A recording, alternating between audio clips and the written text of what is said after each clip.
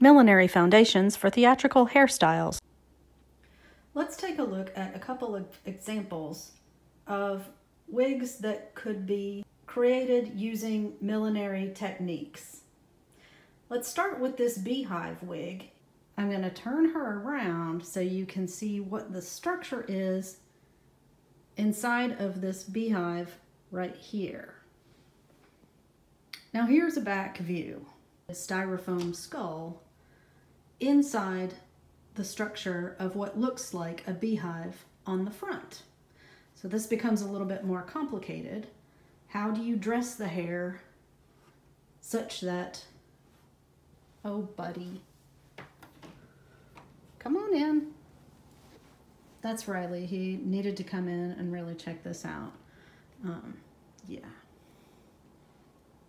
You're a mess, kitty. I'm trying to film a video here.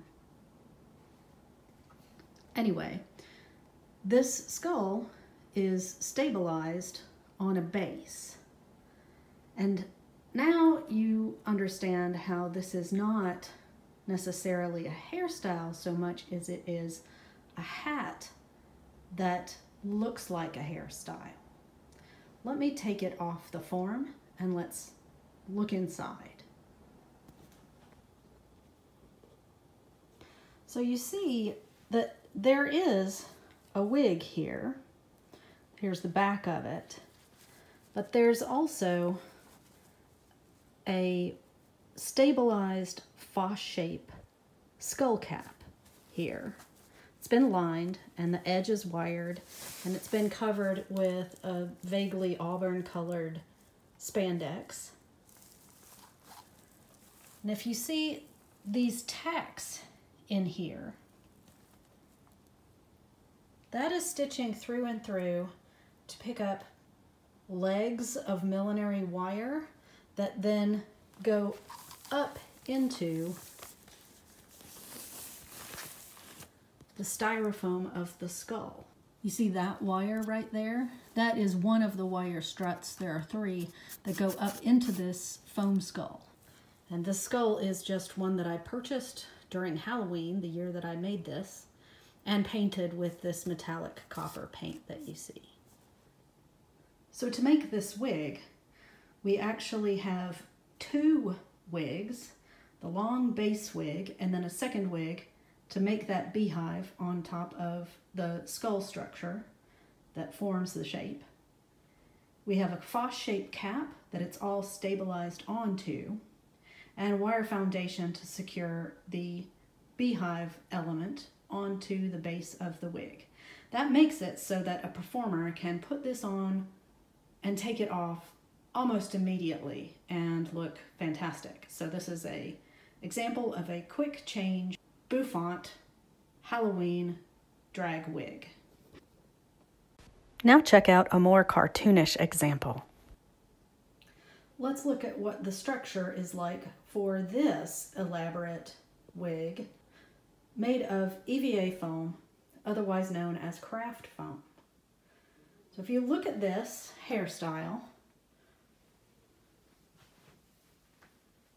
it's similar to the other wig we looked at in that it's got a lot of height to it. It's got a bouffant structure to it.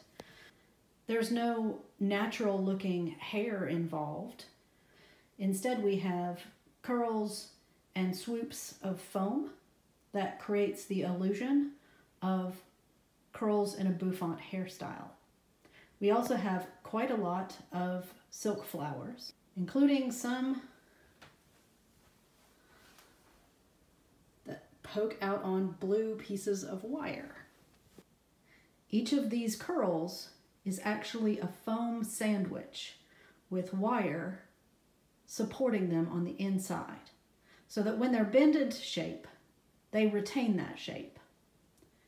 You can also apply some heat, but you don't want to apply too much heat or the foam will melt. So a hairdryer instead of a heat gun is probably a good idea. Let's look at the inside of this one now. It should look familiar to you. It's the same kind of base upon which the skull bouffant wig was created. You have a Fosshape cap Note there are seams in it, orbital seams here. So this is a 3-piece cap sewn in Fosshape and then activated on a head form to become stiffer. The edge has been wired and covered with what we would call French elastic in a millinery context, a piece of bias tape that goes around the perimeter of the entire thing.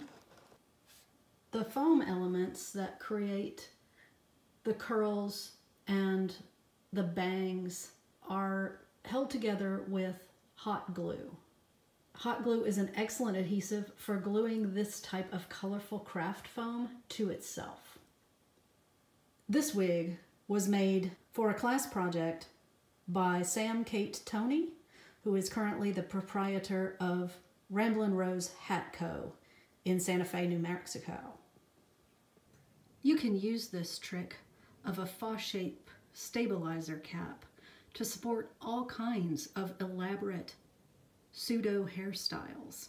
Marie-Antoinette wigs, bouffant updos, Bride of Frankenstein. The sky's the limit, literally. If you like this video, give it a thumbs up and subscribe to my channel for more theatrical costume content.